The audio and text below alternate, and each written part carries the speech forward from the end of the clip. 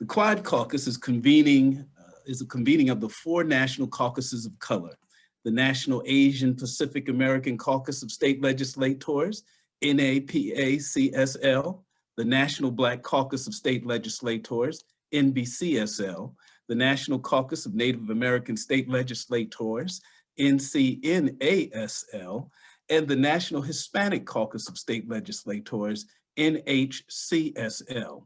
Over the past year, issues around equity have been elevated, particularly those linked to health equity, with alarming death rates among Black, Brown, and Native communities due to COVID-19 pandemic. Fueled with anti-Asian sentiment and a policing crisis, racism became easily identifiable as a public health crisis. Now more than ever, the collective efforts of the over 1,400 state legislators of color to prioritize equity, exchange information, and support each other is crucial to the policies that will improve outcomes for all communities of color. We are delighted to have over 200 participants join us for today's discussion. Before I introduce our speakers, I want to review a few housekeeping items. Today's town hall is a platform for information exchange and engagement. Over the next 60 minutes, we encourage participation through our chat box, so feel free to type your questions and answer any questions in the chat box on your screen. To begin building some comfortability with the chat function and to also learn who is on the line today, I invite you to type in the state from which you're joining us. We will hold a formal Q&A after our esteemed panelists answer a series of questions. So we have folk using our chat box function. Let me mention also that today's town hall is being recorded and will be shared with each caucus, along with the joint statement we will announce at the end of this town hall on behalf of the Quad Caucus. Today's town hall is sponsored by Amgen. In addition to this town hall, Amgen is supporting a partnership between the Quad Caucus and the National Conference of State Legislatures to convene a health equity advisory group. This group provides feedback to NCSL program regarding health equity resources available to all state legislators and staff and members of the Quad and NCSL. This is the first of its kind project, and we thank Amgen for their commitment. Please join me in watching a short video with Tamika Jean-Baptiste, the Executive Director of Diversity, Inclusion, and Belonging at Amgen. Please join me in a virtual welcome to Ms. Jean-Baptiste as well for a few words afterwards.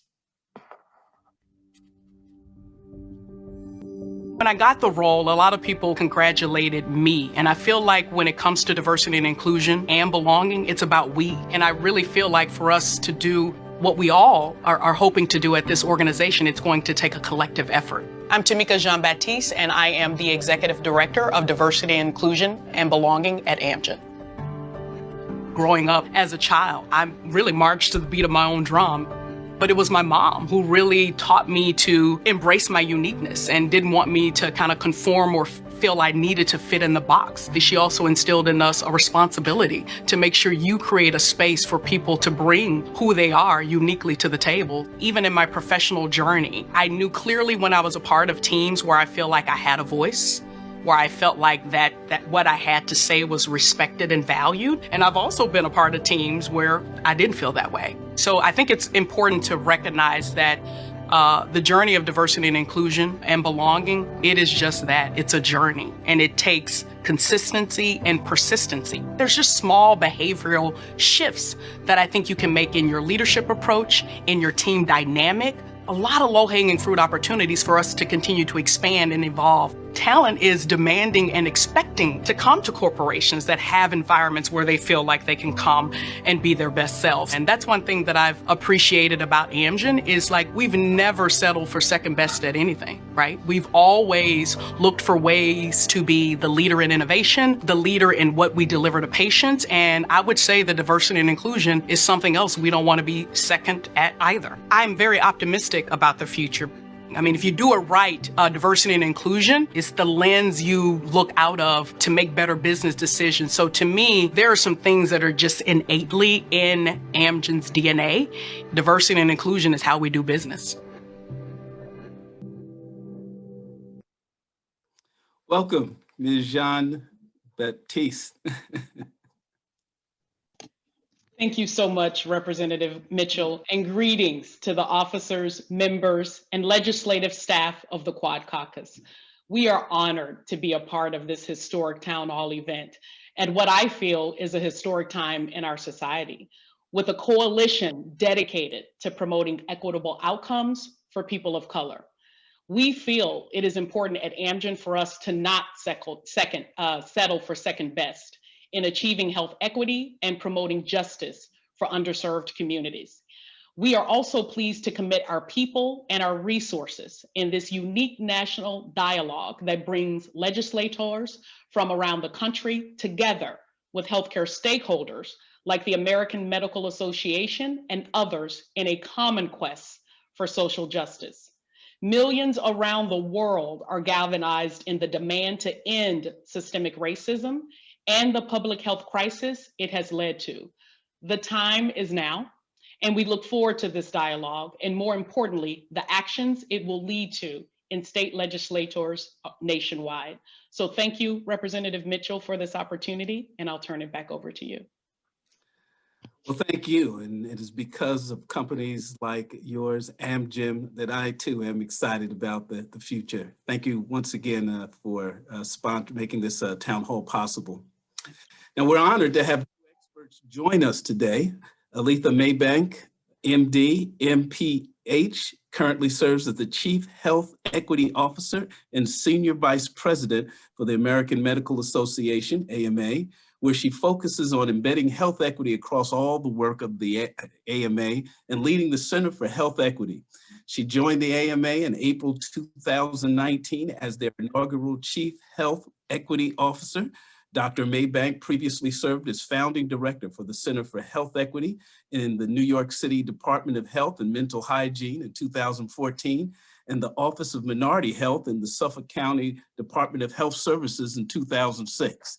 She is a nationally recognized speaker, writer, and advisor on issues related to health equity, the future of medicine, and public health impact. Glad to have her, as well as Delegate Pena Melnick, has served in the Maryland House of Delegates since 2007. She is the current vice chair of the Health and Government Operations Committee, a leadership role following the traditions of that Chamber's House of Representatives. She is also the vice chair of the Maryland Legislative Latino Caucus, the chair of the Public Health and Minority Health Disparity Subcommittee of the Health and Government Operations Committee, and serves on the Government Operation and Estates and Trust Subcommittee. As a state legislator, she has focused on protecting consumers, reforming the criminal justice system, helping working families make ends meet, and championing the Medicaid expansion to help Marylanders afford health insurance. As part of her commitment to diversity and inclusion, she co-sponsored a bill to prohibit discrimination based on gender identity in public accommodations, employment, and housing. As the floor leader, she defended the bill from challengers during a vigorous 4-hour floor debate. We are honored to have two women of color that are moving the dial on health equity. Let's jump into a productive conversation with both of them. First of all, welcome to you both. Thank you. Awesome to Dr. be here. Maybank, please tell us about the formation of the Center for Equity in the American Medical Association. What led to its creation and why now? Absolutely. Thank you. Well, thanks to the caucus for inviting me to speak today. Thanks to Amgen, and thanks to you, Representative Mitchell, for hosting and moderating this conversation. So just for those who may not know about American Medical Association, it is the largest organization that represents physicians in the country, about 270,000 physicians. And about, I would say 3 years ago in 2018, the House of Delegates came together, put forward a resolution and said we need to do more work that's intentionally focused on equity. Now, we as AMA have started work on equity and justice and a little bit of reckoning of our past in 2008. Many may or may not know, AMA definitely has a history of structural racism, contributing to structural racism in the scientific community, and also institutional racism demonstrated by excluding Black physicians for over 100 years from the institution. And so in 2008, an apology was issued by the president of that time, Ron Davis, directly to NMA, the National Medical Association that was created because of the exclusion, saying that we need to right our wrongs of the past. And so over the years in between then and 2018, there's definitely some movement forward, but we needed to do more. And so they explicitly came together and said we need to have an organizational unit that was going to focus on doing this equity work and hire somebody who's going to be fully responsible for doing this. So that was really the creation and how we came about. And I think the timing, honestly, could not have been more perfect. We could have done this, as many organizations like years ago, of course.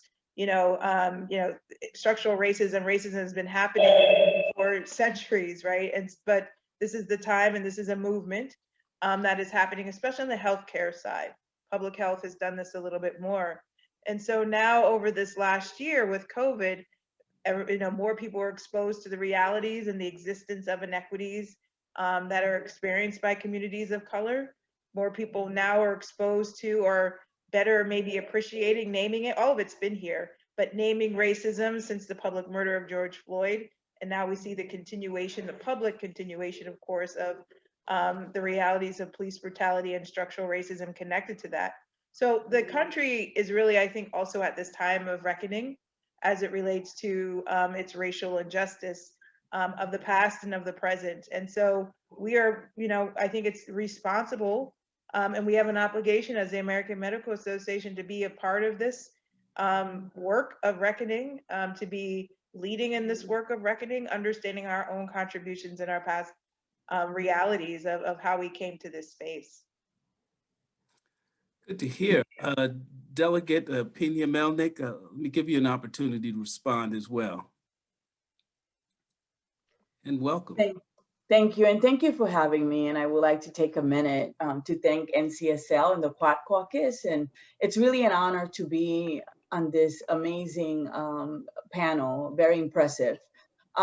Look, what we learned in Maryland is the following, that we knew we had health disparities, but as a result of the coronavirus, this is what we learned.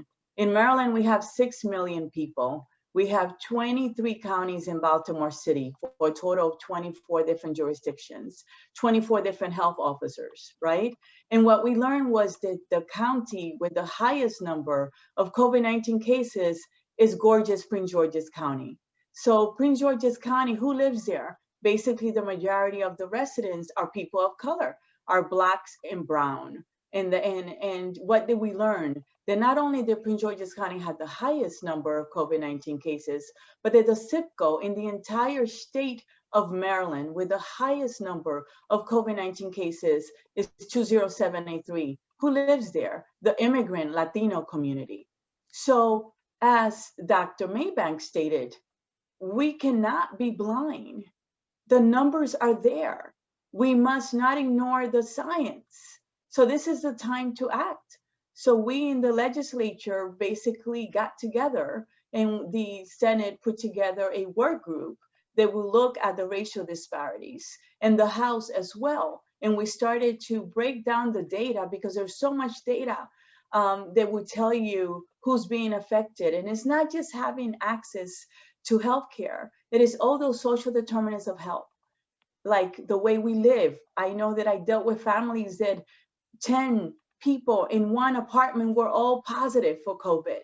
It is that they're all essential workers, not having transportation, the education, and this is the time to act. This is the time to act, and we need to do it now. The time is right.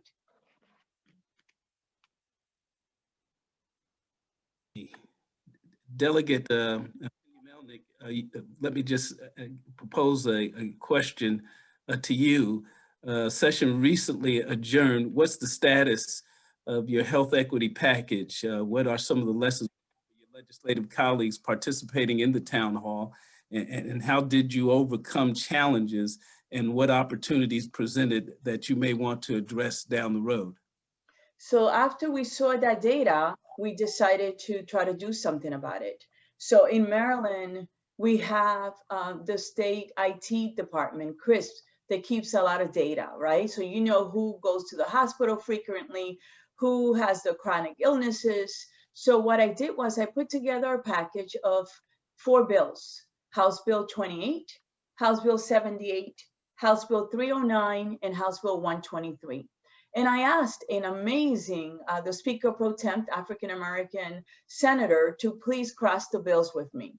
So we started 6 months before session, and we brought together, like we are right now, there were Zoom calls that we had 30, 40 people on the Zoom call. I brought the hospitals, the doctors, you know, MECI, the different boards, the Care First, actually, in Blue Cross and Kaiser, all the insurers, the Maryland Insurance Administration, a lot of the nonprofits.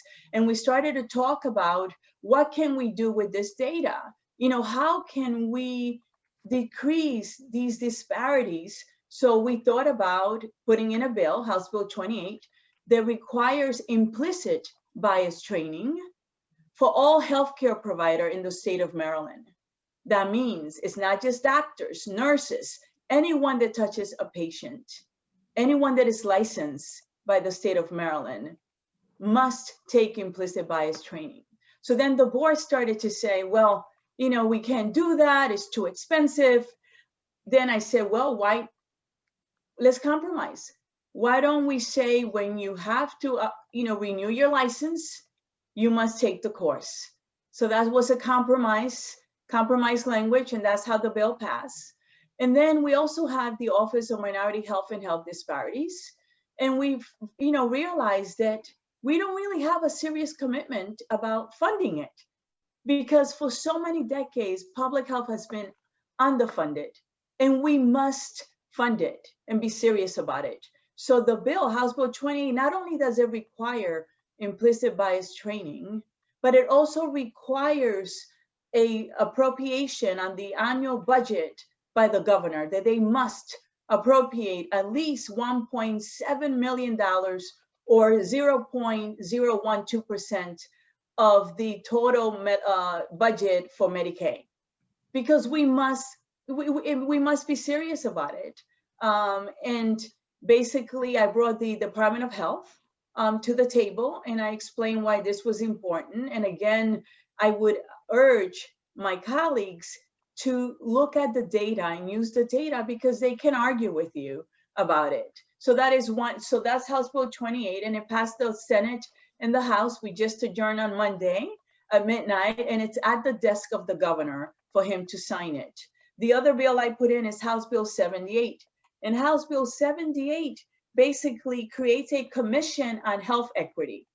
And it basically brings all the departments, all the cabinet secretaries for the governor, the Department of Transportation, Department of Health, Department of the Environment, the Department of Education, every single agency must make up this commission on health equity, and they must meet at least 4 times a year. They have to have staffing, and they must discuss their policies and how they affect people of color. And they must develop a framework, an equity framework, and look at them through a health equity lens. And we define it in the bill. So that bill actually was very difficult to pass, because in the bill, I have a preamble. And the preamble of the bill actually has a lot of whereases. And the whereases, you know, for example, one says, whereas race is a social construct with no biological basis that artificially divides people into distinct groups based on characteristics such as physical appearance, ancestral heritage, cultural affiliation, and the social, economic, and political needs of a society at a given period. And then it goes on through the history of racism and segregation, which means that you have to accept that this happened. We must first accept it, that racism is alive and well. So my Republican friends in the Senate did not like the preamble, and they stripped the preamble from the bill, and they took a vote. So when it came to the House, I put back the preamble, and I got together with the Black Caucus that I'm a proud member, and the Latino Caucus as a Black Latina.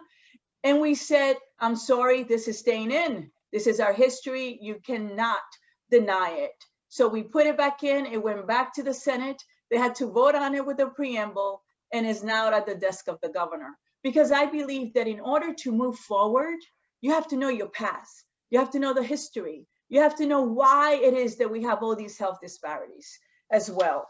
And the last bill I put in is House Bill 309. And House Bill 309 requires a report card that the Department of Health and the Office of Minority Health and Health Disparities must publish every year. And that report card has to have all the different illnesses, break it down by ethnicity. It also has to tell us, look at the workforce in Maryland, how many Black doctors we have, Latino doctors we have, nurses, how are we represented as well. And the bill, the report card, it requires must be published every year. And it actually has to also requires them to work with the IT department to be able to collect racial data in every single department. So that bill also passed. And the final bill I put in was House Bill 123, which actually expands telehealth, and it requires reimbursement, especially for audio only, which is so important for our communities. So it wasn't easy, but we did do it, and the governor now has to decide whether to sign those 4 bills. Impressive, Delegate Melnick. I presume that if we went to your site on the state legislature's website, Maryland, we would be able to find these bills. Absolutely. I consider them model legislation, and I'm sure my cohorts in the legislatures across this nation who are viewing will want to certainly use your work, your fantastic work there. Thank you. Right. Dr. Maybank, the title of this town hall is Racism as a Public Health Crisis. Recently, the CDC made a statement supporting this notion. Can you tell us how the AMA's efforts and the creation of the center addresses this notion? What activities has the center and your team taken to address this? Absolutely. So first, I want to acknowledge Representative Pena Melnick. I want to say it. Is that right? Like amazing. So we need more of that everywhere, because that is really helpful in the advancement of equity across the country. And I'm going to be more specific about it because I think this is really important to point out as somebody who's a physician, who's somebody who's worked most of their career in public health and public health departments, and now in the healthcare sector. Policy is absolutely critical. And so your points about, and I'm going to answer all the questions, so don't worry, Representative Mitchell. I'm going to get there. There's a point to my madness here. But to really elevate the data piece is absolutely true, right?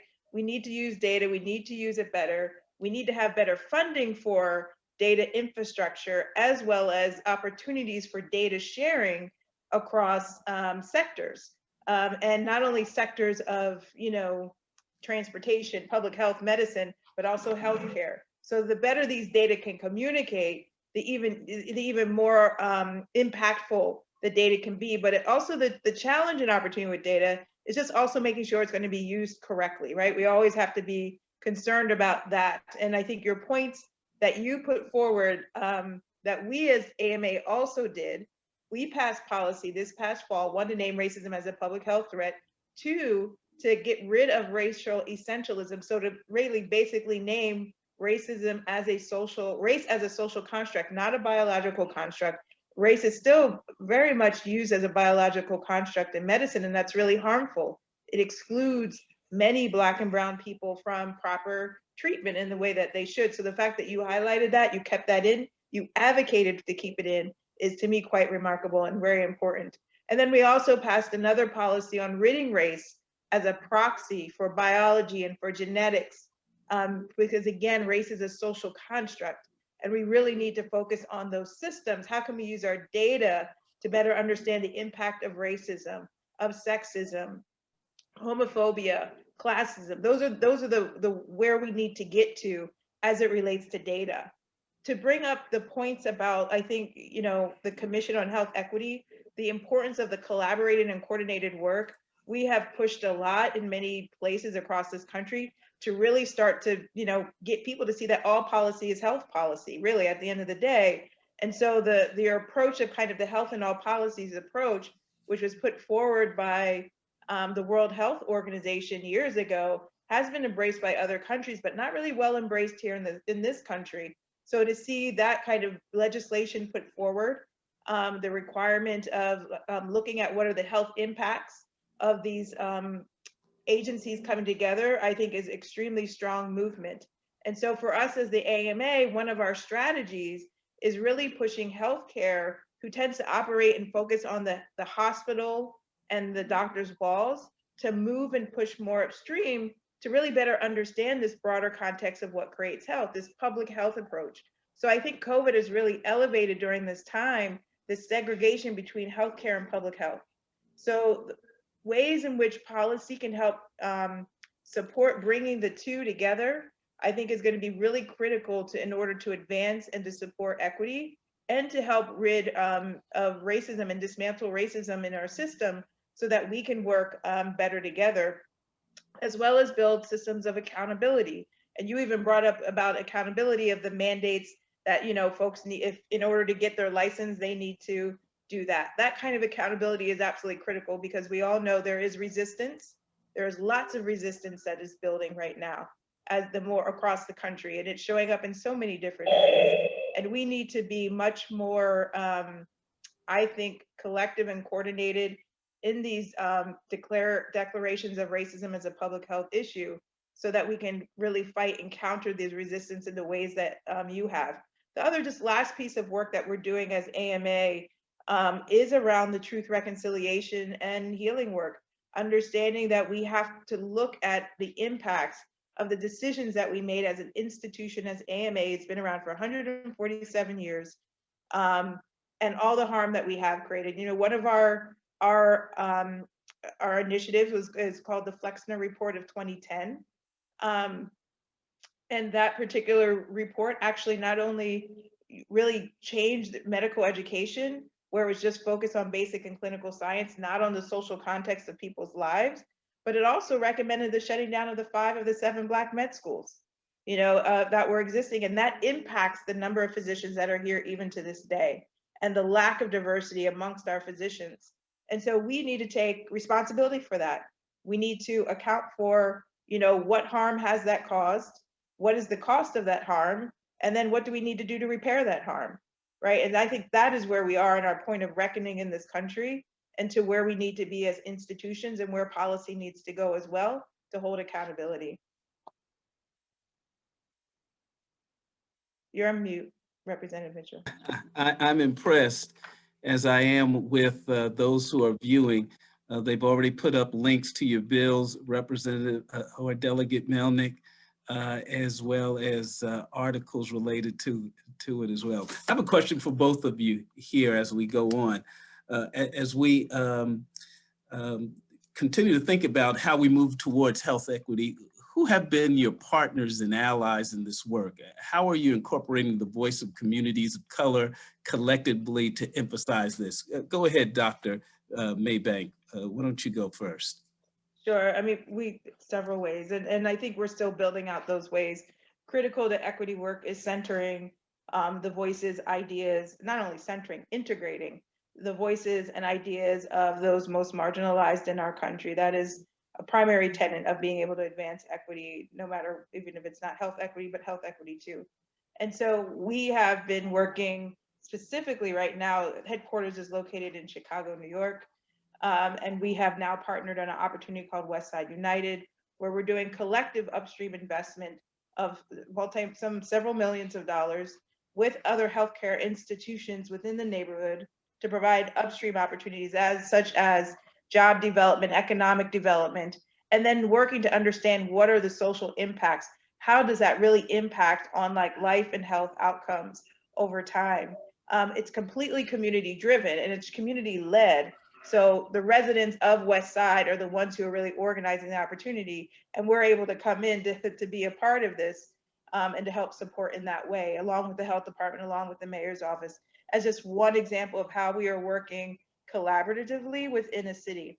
Now, other work that we're doing, I mentioned before that we have the history of exclusion of Black physicians. So we are intentionally working and making sure that we are helping support, do partnerships in different ways, sharing power in different ways. AMA is a pretty well-resourced institution. So how do we share that kind of power, understanding not all institutions have that, but still have the power in terms of expertise and knowledge and relationships and centering that.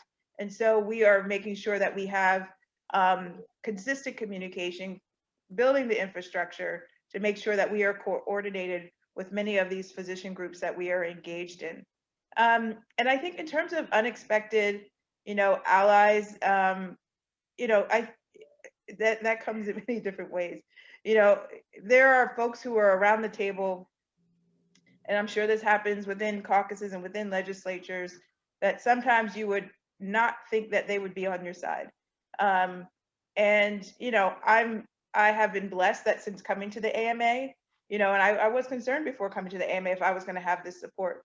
But internally, we have a great, as example, general counsel, total ally, unexpected beforehand, but complete ally in all the work, and can help kind of troubleshoot and how to move things forward in a very meaningful way, and how to engage with internal partners of the organization, but also external. And I think, the important thing for us as the AMA is, and myself really in doing this work, is that I have to communicate oftentimes because I am in environments that are, as many of us are, that are predominantly white. And I have to make sure that I communicate that I'm not just always looking for an ally, because sometimes allyship comes off a little passive, and folks are waiting for us to call them in. And I really kind of put the declarative forward that I need accomplices, I need co-conspirators, to help do this work, to help push this movement forward that has been left to us as a legacy by all those who came before us that opened doors. And so I think a lot of this work is, how do we want to show up, choosing as leaders, how we want to show up in this moment, so that these opportunities don't pass us by. Because I think we're at a moment where many doors are open, they're aligned, and we need to push as fast and as forward as far as we can. Delegate Pena Melnick, would love to get your comments on that. I agree with you, Dr. Maybank. This is the time to act. We cannot warm the seat. We owe it to our ancestors. Okay, life is too short. That's one thing we learned about COVID. It's all about perspective. For Maryland, it really helped that we have, for the first time ever, a Black speaker, and she developed Adrienne Jones, and she developed a Black agenda. Yes, she did, and was very serious about it. So, she made these bills part of her agenda. Also, we passed a bill that provides $500 million to the HBCUs because they have been underfunded, and the governor had vetoed it, and we came back and did a veto override. So she's very committed to the communities of color. I think that in building a coalition, because that's what I had to do for like almost 7 months to pass these bills. For example, House Bill 28, which requires implicit bias training. The doctors do not want to take another course. They don't want to be mandated to take in a course. But when I use the data, and sometimes you have to shame people to do the right thing, and I'm not going to, apologize about it. And we sat down like we're talking right now, and I showed the data. How we are, Black women in Maryland after giving birth are dying, at a higher rate than white women, and that's not acceptable. How when it comes to cardiovascular diseases, when it comes to other cancers, asthma, our children, our numbers are horrible. So we had an open discussion, and they got it. I also was able to bring the insurers, which in Maryland, it is Care First, Blue Cross Blue Shield, and Kaiser. They have most of the market, and they actually supported it. Believe it or not, AARP, Alzheimer's Association, Johns Hopkins School of Medicine, as well, the Attorney General for Maryland, even the Rural Association, the Public Justice Center, the Department of Health, the health officers. I try to get all those voices to support these bills because they also were able to contact the senators and delegate and send emails and schedule meetings and talk from their experiences, what it's like to treat these communities and how the health outcomes are so poor. And I met with a couple of doctors, African-American doctors and one Latina. And I said, what will you do differently? Tell me what you think we should do to help your colleagues get it. So they help in the drafting of it as well. And then when we came to the hearing, they came and they testified. And it was powerful to hear from these doctors what their experience was like, what they witnessed. Very different than from me to present the testimony, because they're respected. Not only are they respected, but they're living these experiences. They have patience. So it does take a village, as I like to say, in order to get these bills through. And I would not have been able to, first is just if the speaker didn't make it a priority, but most importantly, if I didn't build coalitions. And lastly, in your legislature, you have caucuses. So I am really blessed that I'm a member of both the Black and Latino caucus. So they embraced it. And they helped, and that's between those two caucuses, that's a lot of members that also were able to advocate when they met with the speaker and the president of the Senate. Well, both of your comments were profound. Let me propose this to you both. We have a number of local governments and even legislation here in the Georgia General Assembly to deal with racism as a public health crisis.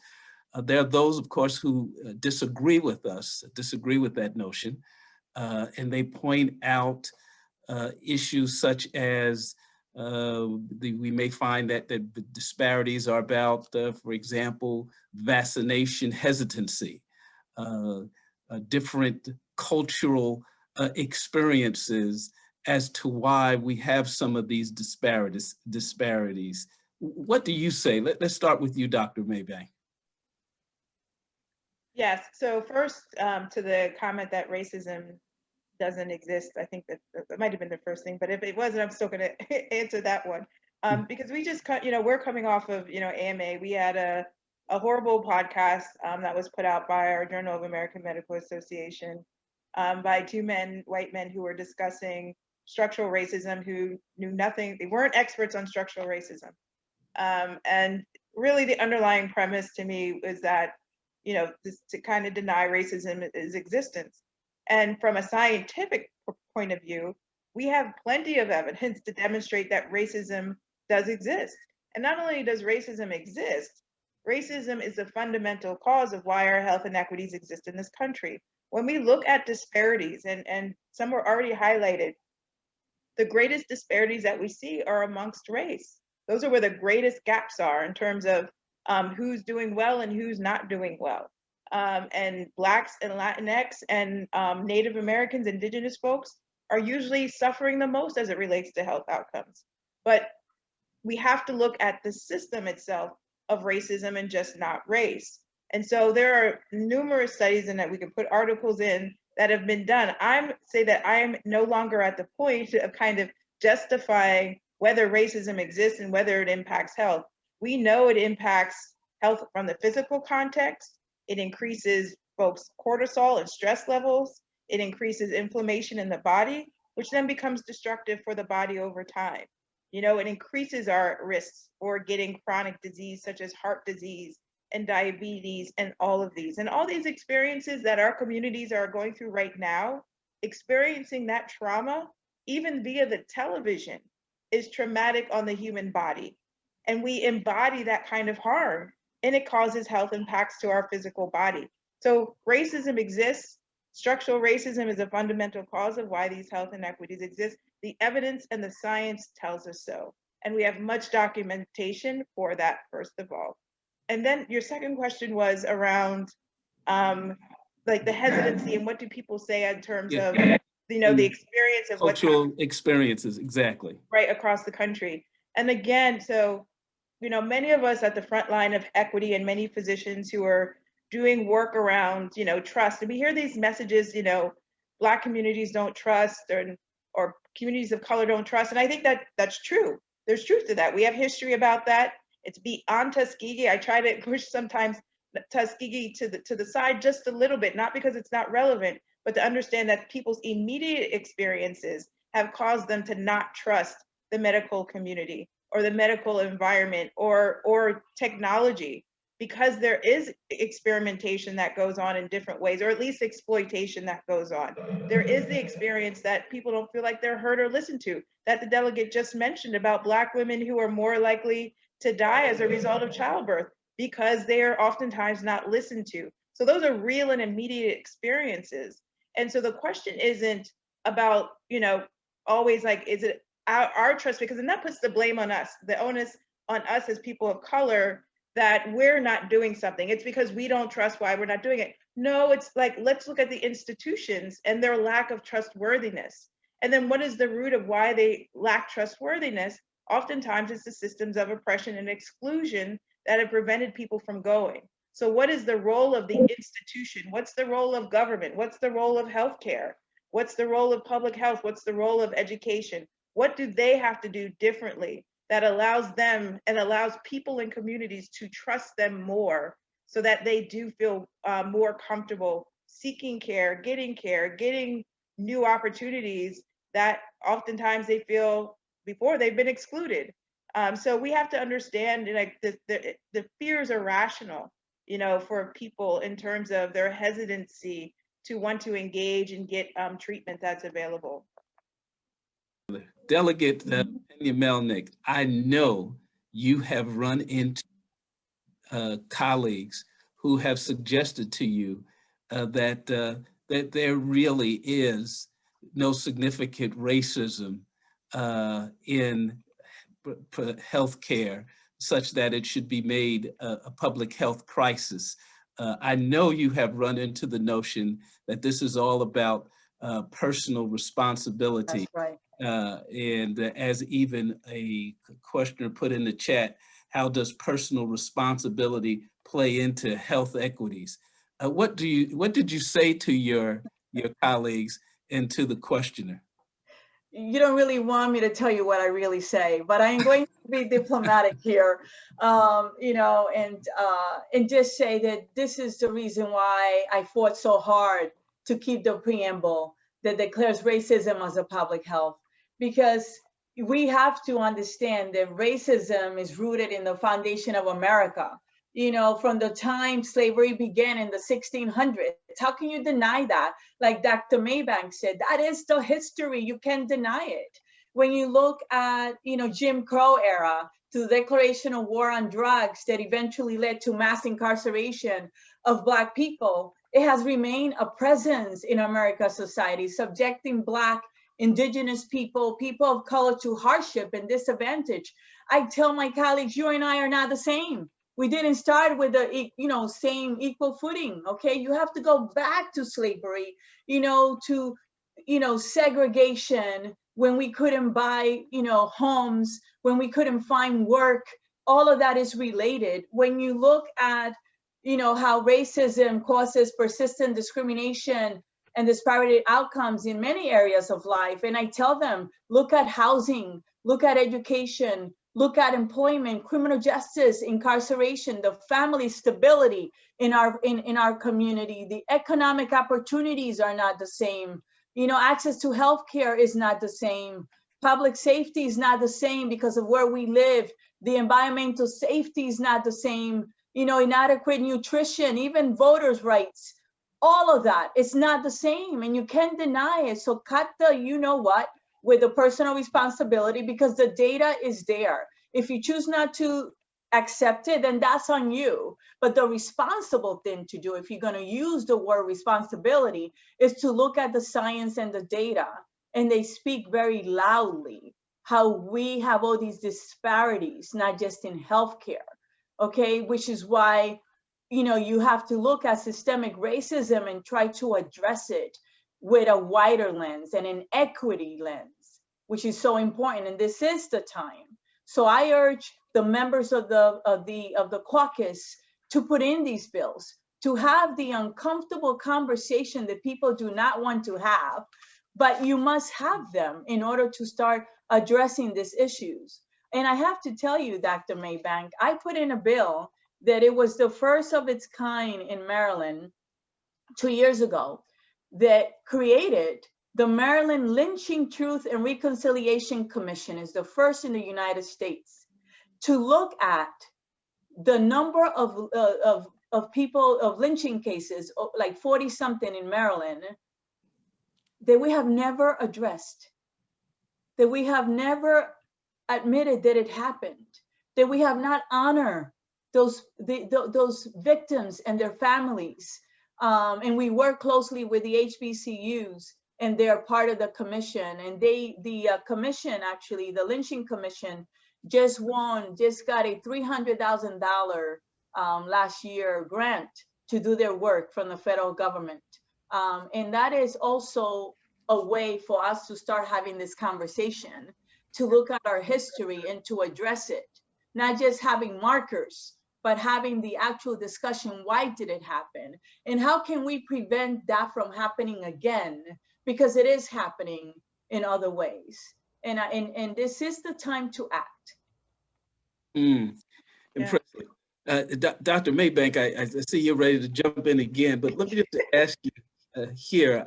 I heard the notion in the debate concerning similar legislation here in Georgia, and statistics were disseminated that suggested that even if we had more physicians of color, the outcomes seemed to not change if those who were subject to maladies, illnesses, it seemed to suggest that even if they had physicians of color, the outcomes didn't necessarily change. They seemed to still, in some cases, not be served as well as other communities.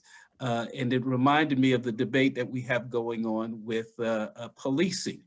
The likelihood of you being over police did not change if the police were of color. What do you say to that?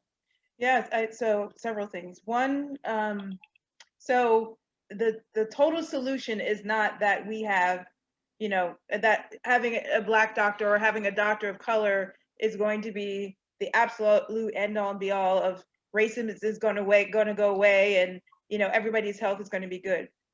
I think diversity is absolutely critical. It's fair and it's just, right? We all deserve opportunities, and all communities deserve opportunities to become professions of our choice. But we know that we are excluded. We do know that there is some evidence that shows greater satisfaction. You're right about outcomes. There's still not enough evidence to show that the actual health outcomes change, but there is greater satisfaction. We do know that as it relates to diversity. Now, the larger issue, though, at hand is at the root of this, and I think the delegate, has laid this out well, is structural racism, and that's deeper than just whether or not diversity changes. That's embedded into entire society. Racism, by definition, right, is a system of power that assigns values, structures opportunities, disadvantages people of color, and advantages those who are white. It saps society of its energy, and it wastes human resources. That's the definition of structural racism. And if we don't change that, then you're absolutely right. Changing the diversity of the physician pool won't do much of anything. It won't be the total solution, let's put it that way. And it shouldn't be the responsibility of Black and brown physicians to have to change and impact the health outcomes of Black and brown people.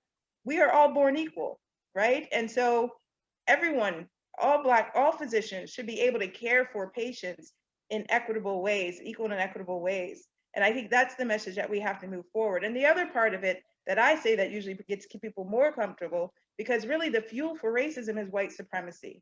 And we don't talk about that enough. And the hierarchy of human value, and just to break that down so that, you know, because I know people become very tense over that, is the hierarchy of human value based on skin color, with white being on top. And I saw an excellent video on Twitter today. Jane is her first name. I cannot remember what her last name was, but it was an audience of, identifies as a white woman. She says this, the audience was predominantly white. And she asked them, how many of you would want to be in the shoes of a Black person? None of them raised their hand. She asked it again. How many would want to be in the shoes of a Black person and people of color? And she said, well, that means then you do know their experience. You do understand what they're going through. And so we do need to have challenging conversations, and we do need to push each other, because I think there's a lot that people see that they're not admitting to. And I understand the scariness of it. And I understand this moment when a lot of people are afraid of making mistakes and saying the wrong thing as well. Thanks, Jane Elliott. Thank you for whoever put that in the chat. I appreciate that. They're afraid of doing that. But one of the things that we can do, and we need to do so that we can have these conversations more productively, is start building an analysis. There is so much out there to read. I saw someone put in the question about race being a social construct. Race is not a there's nothing biological about race. The Human Genome Project proved that, provided that, nothing. Race was completely human created in order to divide people up and in order to really sustain the system of slavery. So it's totally social construct, but there's a film called Race, the Power of Illusion that I highly recommend people to look at. It's actually a little over 10 years old, but still great. Race, the Power of Illusion talks about the evolution of race, but there's so many materials out there now, videos, reading opportunities to really learn more about the construction of race and racism in this country, and not just for Black people, but really I think we also have to name the invisibility, oftentimes also, of Indigenous people in this country who experienced genocide and the grab of resources for their land, for the sake and the production of capitalism. The same for labor. Capitalism could never have happened without the free labor of slavery. And those things we have to get real about. Wow, impressive. Before I go to Senator Shindo, let me just remind those who are on our town hall that if you have a question or comment, you may do so by placing it in the chat so that we can recognize it. Senator Shindo, the floor is yours with your question.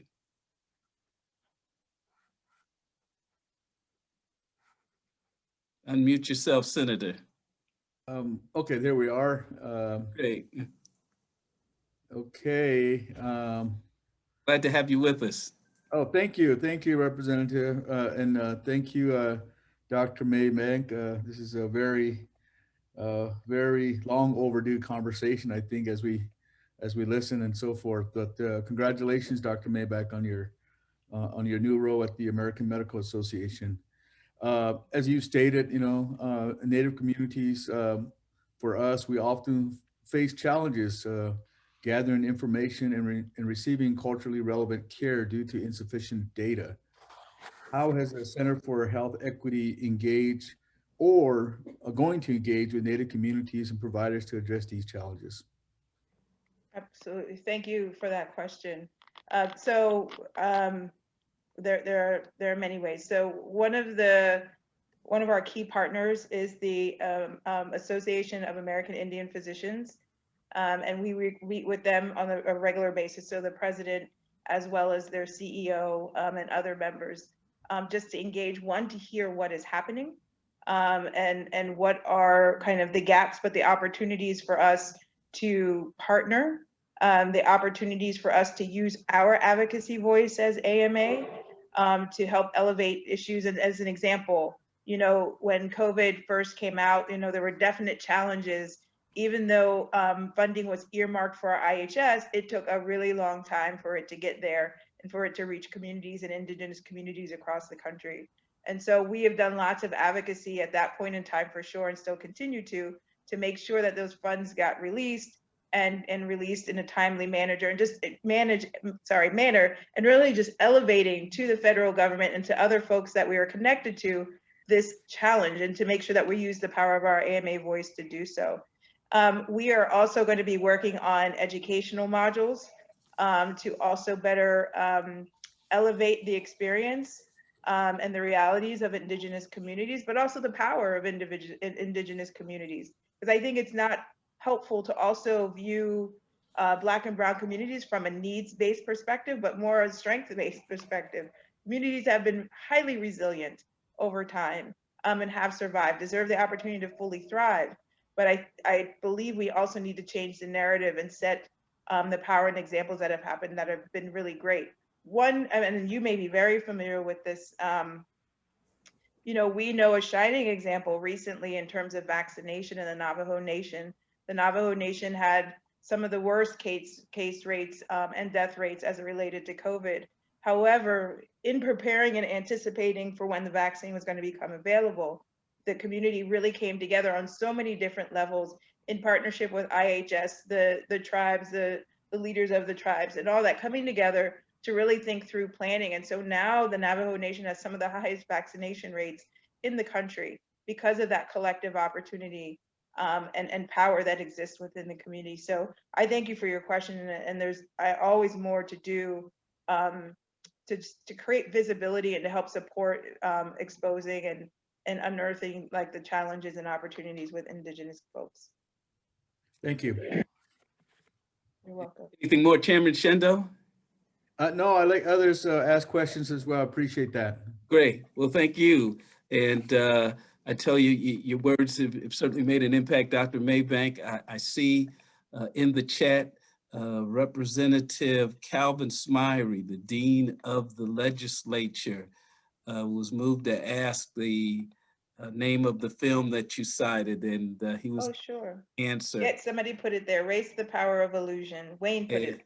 Thank you, Wayne. I will certainly go there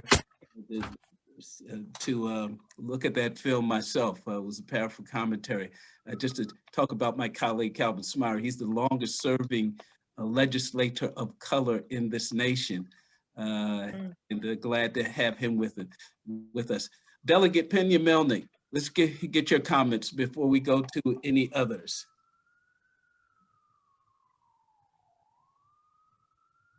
I think that, you know, the doctor said it beautifully. I don't have much to say. She added exactly what, you know, what I agree with, what my work reflects. And I think that we need to have the conversation about racism. We cannot just assume that it is all about access to healthcare. That's not where it stops. You know, people have to go to the doctor, but they also need a place to live. They also need a job. Okay, they need to live in a place where the air is clean and their kids won't be suffering from asthma. You know, it's really systemic, and it's not just one issue. And we need to pay close attention to those social determinants of health. And as policymakers, our policies have to reflect that, you know, to make sure that people have access to housing, you know, that they're able to make a good living, that if they are essential workers, they have the protection they need at work, and that we budget for those things. So we have to look at things in a holistic way, not just, you know, one single issue. And we need to be committed to that so that we can elevate these communities, because it's the right thing to do, simply. Absolutely. We're going to lose Dr. Maybank at 2 p.m. Before she goes, one of the things that I love about the Quad Caucus is our ability to get together and solve these issues. I believe if we come together as a united Quad Caucus, so many issues that we can deal with. Will the American Medical Association have the access that you have to the great work with the Center for Health Equity? Is there a way that the center could help the Quad Caucus build networks with our state medical society so that we are approaching these Love to do issues in a coordinated effort? Yes, I think we would love to do that. I think that would be a tremendous opportunity. Yes, I'll say that, and let's talk more. But I was thinking that actually through the call. So I would, yeah, let's touch base. Great. Dr. Maybank, we will be in touch. Okay, thanks everyone. I'd like to invite all the Quad. Let me just first of all thank to all our speakers for their valuable expertise. Thank you so very much, Dr. Maybank. Thank you, Delegate Pena Melnick. This was invaluable. I understand we have over 300 participants in the town hall, and I believe we probably could have gone on at least another hour. I'd like to invite at this time all the Quad leaders on camera with me as we announce a joint statement acknowledging racism as a public health crisis. Kyle, Daniel, Benny, please turn on your cameras. Let me just call on all of you to say a few words, if you will, before we get to the consensus statement. Since you're right there, Senator Shindo, go right ahead. No, thank you again for organizing and the sponsor and the speakers and all of us that, like I said, you know, this conversation is long overdue. And I think the statement reflects the Quad Caucus in terms of our work ahead in working with our states, respective states and colleagues in our legislature. So thank you again. Great. Senator Avisoto. Thank you very much, Representative. And first of all, I wanted to thank very much one of our the leaders in the National Hispanic Caucus, the state legislatures, which is Delegate Pena Melnick, for everything that she has brought to what has happened today, as well as Dr. Maybank. These are conversations that are long overdue and need to be happening on a consistent basis. Representative, you're so right. We've just scratched the surface in this hour that we've been here together, but this is a continuing conversation we need to be having. This last year, the National Hispanic Caucus of State Legislators passed an emergency resolution declaring institutional racism as a public health crisis. And in fact, Senator Linda Lopez from New Mexico was one of the co-sponsors. I know that she is here today participating as well. And we're a proud partner with the Quad Caucus, and we're going to continue to work on this issue. This is truly an important issue that we need to be able to continue to work on, and recognizing the uniquenesses within each of the Quad Caucuses of what has happened, much of which was discussed by Dr. Maybank, but also, as was just mentioned in the chat, the fact that within the Latino community, a lot of our members or our constituents who are undocumented don't even get access to a lot of the healthcare that may be provided in a disparate manner to other communities, are completely excluded to certain communities within our organization. So, but thank you all very much. Thank you, Chairman Yamashita. Yeah, thank you very much, Representative Mitchell, for moderating this, and thank you also to your panelists for such an important conversation that is needed and well needed. NAPACSL values the partnership in the Quad Caucus. On a personal note, I have been in the Quad Caucus from its inception, and I value all my friendships that I've made over the years. Benny Shindo and I have been, I think, almost from the beginning, working together. And, we understand that all of us have had a hard time this past year in light of what's happened. And we value the friendship that we've created over the years with the Quad Caucus, and we pledge our continued support. In the wake of anti-Asian bias and violence, this is a very important time for all of us to come together. So thank you very much. Well, I want to thank all of you and to our presenters, certainly Dr. Maybank and Delegate Pena Melnick. Wonderful presentations, and certainly the information that you provided will pay dividends not only within your organization, within your legislature, but throughout our nation. And I sincerely believe that it is through our partnership, through the Quad Caucus, that we can make a difference, not only in this issue, but so many maladies, so many other issues that is confronting this nation. The consensus statement is been placed such that you can see it, declaring that racism is a public health crisis that impacts all communities of color. I understand that will be distributed to us all, and maybe it serve as motivation for legislation like Delegate Pena-Melnick, as well as policies that Dr. Maybank talked about, and serve us well as models for all our legislatures as well. I want to thank again Amgen for their support of this very important event. And finally, I want to thank you, to all our attendees, for participating in today's webinar. As a reminder, a recording of today's event will be provided to all caucus members. Once again, I'm Billy Mitchell, glad to be with you, glad to serve with you, and glad to be addressing this very important issue. Thanks again.